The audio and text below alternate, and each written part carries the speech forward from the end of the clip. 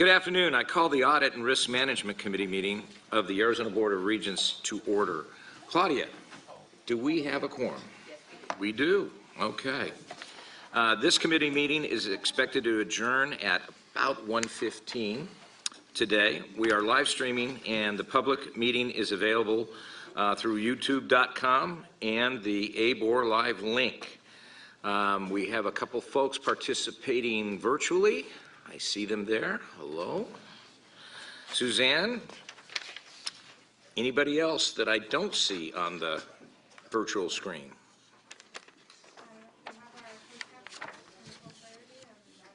Okay, thank you. The key items for our agenda include the following: an update on the audits of the university system, updates from each of the university's internal audit teams, and we are going to, first of all, approve our minutes, namely the minutes from the June 6, 2024 meeting and the August 29th, 2024 meetings. Any questions or comments from our audit committee regarding the minutes? Okay, I move the committee approve the public session minutes from the June 6, 2024 and August 29, 2024 Audit and Risk Management Committee meetings. Is there a second? Second. All in favor? Aye. Any opposed? Any abstentions? Thank you. Carries. Our next item is to report on the status of the Auditor General's audits for the Board of Regents and for the universities. Brad Kendricks is going to be from the ABOR office. Will provide that update. Brad, the floor is yours. Thank you, Chair. So first of all, by way of the audits, we have a number of audits that the Auditor General normally does for the system that have been completed. So all of those were available to you in your electronic materials. The first includes the State of Arizona's state audit and the state single audit report, which are important for the purposes of receiving federal funding. We have the University System 2024 Full-Time Student Equivalent Enrollment Report. We have the three universities' annual financial reports. And then in the financial reports, a couple of highlights on internal controls. ASU had no findings. NAU had one finding around the classification of sensitive information where they can improve. And then the University of Arizona's report on controls has not been issued yet, but is coming soon. We also have, we understand that the Auditor General is working on current audits related to R&D clusters and state and local fiscal recovery funds associated with the pandemic at the three universities. So those audits are ongoing, and we're expecting some of that work to happen in the kind of March timeframe.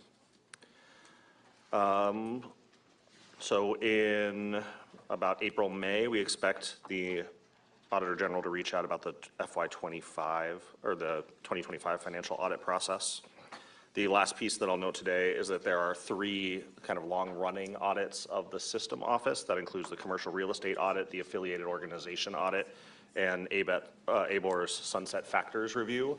Those audits have been open for several years. We've been working with the Auditor General's office in order to get those findings cleared so that the report can be completed. However, we've heard that those reports are backed up at the Auditor General's office, so we probably won't hear anything until later this spring for that purpose. So, Mr. Chairman, that concludes the report of system-level audits. Okay, well, besides the other members of our committee, Regent Archuleta, Regent Fisher, certainly Regent Stein, myself, and our leader, any questions from any of the other regions? What was that? We always acknowledge our chair. Oh, okay. I have to look past you to get to her. There you go. But are there any questions from any of the regions relative to where we sit, relative to the audit in general? And we'll be moving then to our individual university audits. So, with no questions for you, Brad, thank you. For agenda items 3A, B, and C, the universities will report on their internal audit activities, progress status against their 2025 audit plans. Auditors will also talk about the progress in closing out prior audits and those recommendations. We will begin with ASU, followed by NAU, and finish up with the University of Arizona.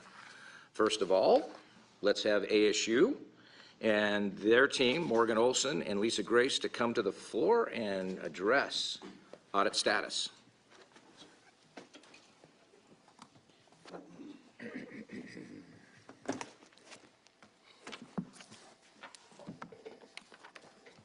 Lisa, Morgan, the floor is yours.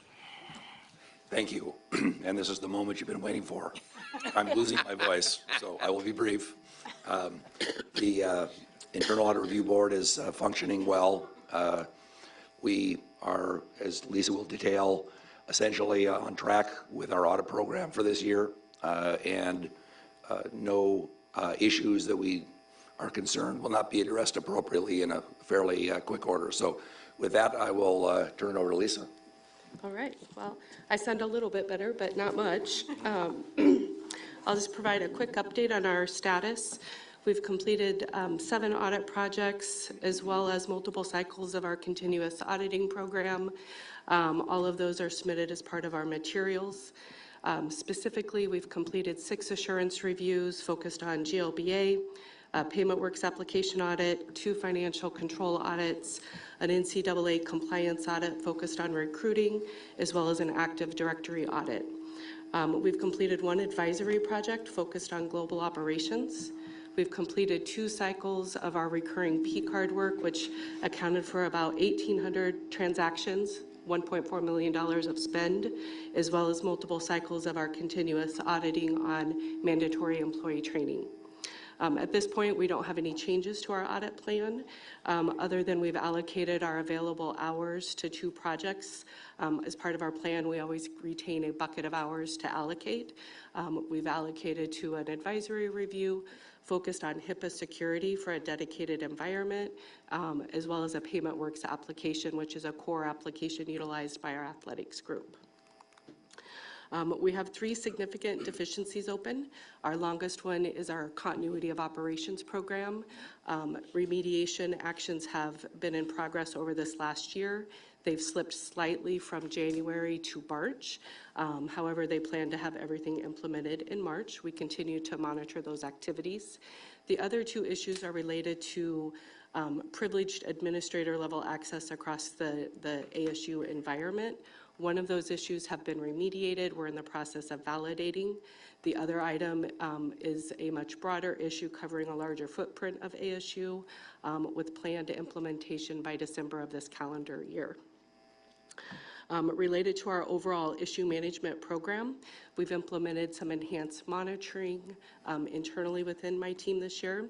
We're also in the process of implementing some issue dashboards to provide leadership improved visibility into outstanding issues.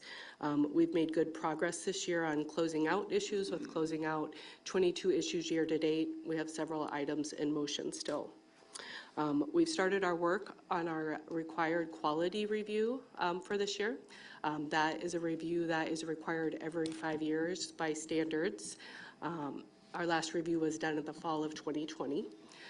We've started our self-assessment. We'll also be looking to put together our external validation team this quarter, and we plan to finish our self-assessment mid-year, probably around June, with the external validation occurring in the October-November time period. And then finally, just with our internal audit review board, we've met twice this year. We met in September, again in December. We have another planned meeting in February, the end of February.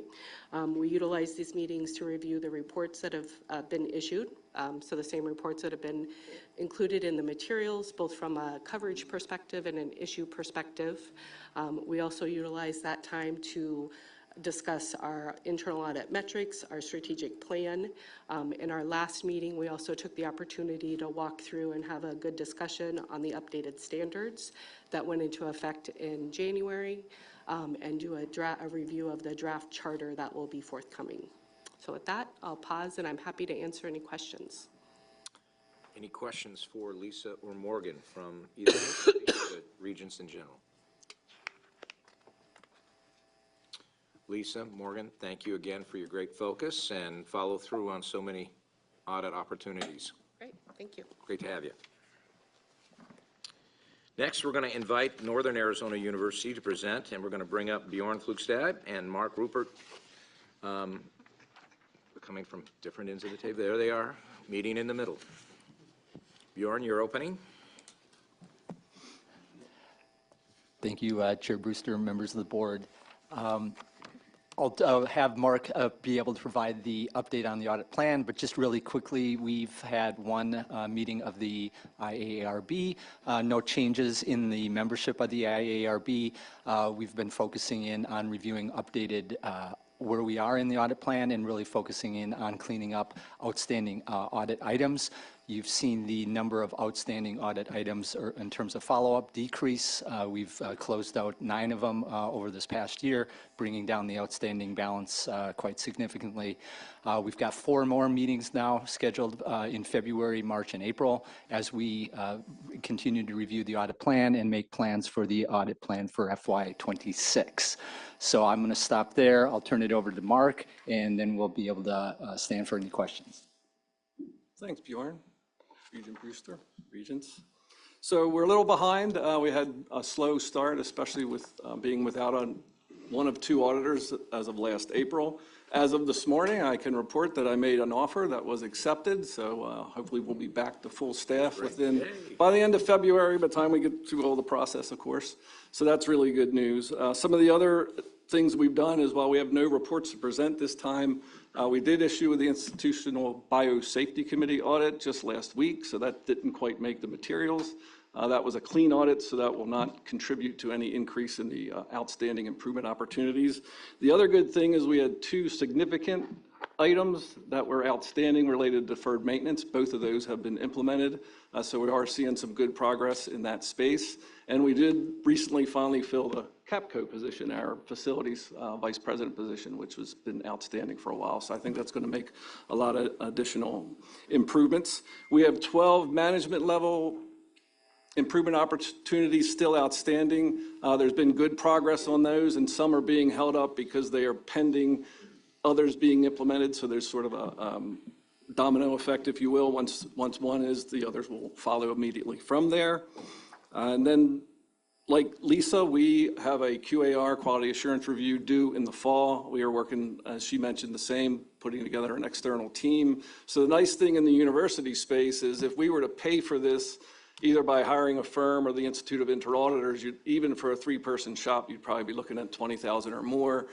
With working with the Association of College and University Auditors, we're able to do what's called a self-assessment with validation, which allows us to do a self-assessment against the standards. Then outside auditors from other universities come in, and we just pay their expenses. So it is a good approach. The other thing that Lisa mentioned as well is the new standards went into effect in this month, in fact, January 9th.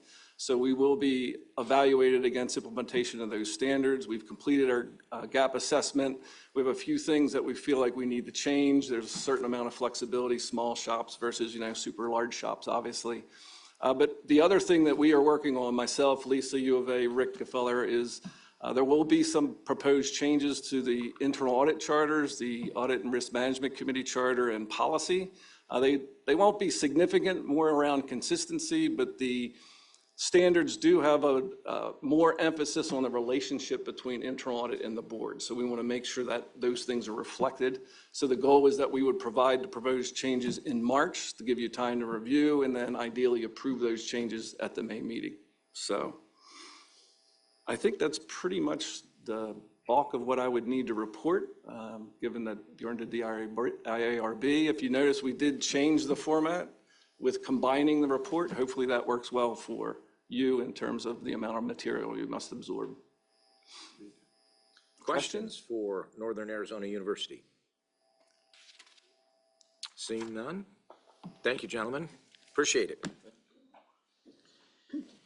Okay, last but certainly not least, let's bring up the University of Arizona, and John Arnold and Chris Ozaki, please come up. We're ready for your presentation.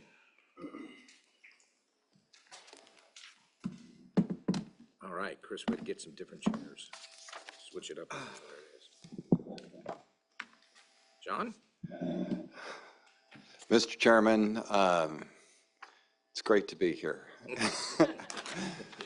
And we're glad to go last. But we are thrilled to first out of the gate, we're thrilled to announce that we have hired a new chief audit executive after approximately 15 years on our staff. Our old chief audit executive, Sarah Click, retired last fall.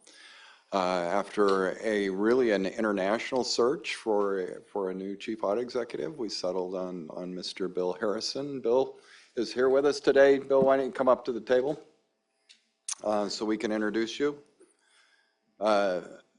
Bill comes to us from the University of Vermont, of all places, where he is serving currently as the chief audit executive. He's been there for the last 15 years in that role. Chief internal auditor is what they call it over there. Prior to that, Bill was with Rochester Institute of Technology, and early in his career, he was a Deputy Associate Inspector General for Audit with the National Science Foundation, and so brings a lot of audit experience on the research side of the house. Bill is starting with us the last week of February, and we couldn't be more excited to have him here. I would be remiss to not thank Chris Okazaki, who has been serving as our interim chief audit executive for the last few months, despite no prior audit experience. And so, as you can imagine, we're excited to move on from Chris into a competent and professional auditor. Well played. That was a description of him. It was not a negative description of her. She's been fabulous. Bill, do you want to say hi for just a second? Sure. I just want to say it's a pleasure to be here in person and to meet all of you. I'm really looking forward to continuing to work with you, with President Garamella and John, the entire leadership team at the University of Arizona. I think there's some tremendous opportunities to work with the internal audit team there and move the program forward. So I'm just really excited about the opportunity. Again, I start in a couple of weeks. In the meantime, just working on transitioning my family from Vermont to here. You can get rid of the galoshes, Bill. Yes. Those can go away. Yeah, we're putting the snow blower out for sale soon. Well played. Welcome. Thank you, Bill. It's good to be here. Since our last audit committee, we have released 2 audits. One is from the 2023 audit plan, the other is from the 2024. We did have some red findings in those audits that the IARB have reviewed, and we are working through solving those issues before the end of this fiscal year. One of the items was the issues were around signature authority and maintenance of contracts. That has really led us to do a broader review of our university processes around contracting and signature authority. So we will have some updated policies and structures around that, not just to address this specific issue, but to address broader issues at the university that need to be resolved. That, I will turn over to Chris to give you an update on this year's audit plan. So our FY 2025 audit plan had 5 audits in addition to our regular advisory service audits. We are actively working on 2 of the 5. I think there is a possibility that all 5 get completed this fiscal year. It's going to be Bill's to work on. The other thing of note in our materials is our quality assurance has not been worked on. So that is another one of the first projects Bill's going to get to work on. Since we last reported to the committee, like John said, there were actually 3 audits, only 2 that had red issues, so that's where we're at. Chris, that was a competent and professional update to the committee. Are there any questions? John, seeing none, Yeah. hearing none. You guys, thank you very much, and Bill, absolutely welcome. Glad to have you. Thank you. As you can tell, we're thrilled to have him. For all, this is an agenda item for discussion, so really there's no action required out of today's session. The Audit and Risk Management Committee will meet again in March to discuss the enterprise risk management, and in May to revisit the status of our FY 2024 audits and vote on the university's proposed audit plan for FY 2026. Madam Chair, that concludes, ahead of schedule, the Risk and Audit Management Committee meeting. I appreciate everybody's participation and turn it back over to you. Thank you.